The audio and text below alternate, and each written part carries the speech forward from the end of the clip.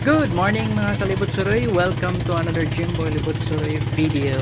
And for today's video, mag-island hopping tayo. Pupunta tayo sa Olango, specifically sa Virgin Island. Doon tayo maliligo ngayon.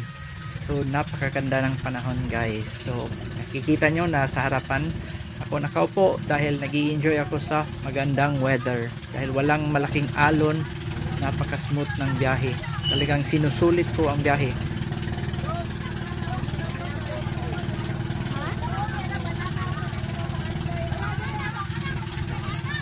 Alright, malapit na tayo guys. I'm so excited dahil first time ko makapunta dito sa Virgin Island ng Olango.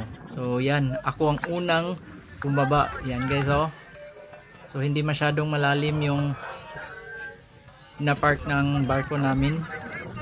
So naligo kami dito sandali lang dahil low tide, tsaka mas maraming seaweed guys, Makati. Kaya hindi kami nagtagal dito sa Virgin Island at umalis din kami. So our next destination guys, sabi ng kapitan namin, pupunta kami sa shallow area dito sa Olango, between Virgin Island and Olango Island. So napakaganda daw dito mag-stop over. Dito daw marami naliligo kapag nag-island hopping dito sa Olango Island. So maputi raw ang buhangin, white sand, maganda yung coral at napaka-linaw ng tubig. So maganda talaga dito mag-stop over.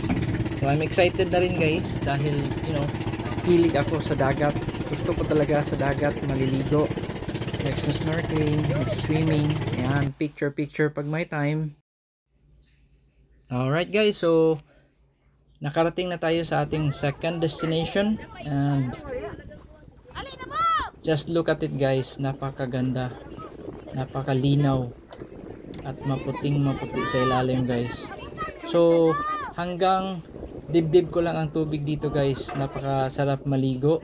Kaya dito na kami nagstay ng matagal bago kami umuwi. Talagang nag-enjoy kami sa panahon at napakaganda ng dagat dito. So I hope nag-enjoy mo sa ating short video. And please don't forget to subscribe, like and share. Jimboy Libot-suroy sa susunod na video na sad. Bye bye!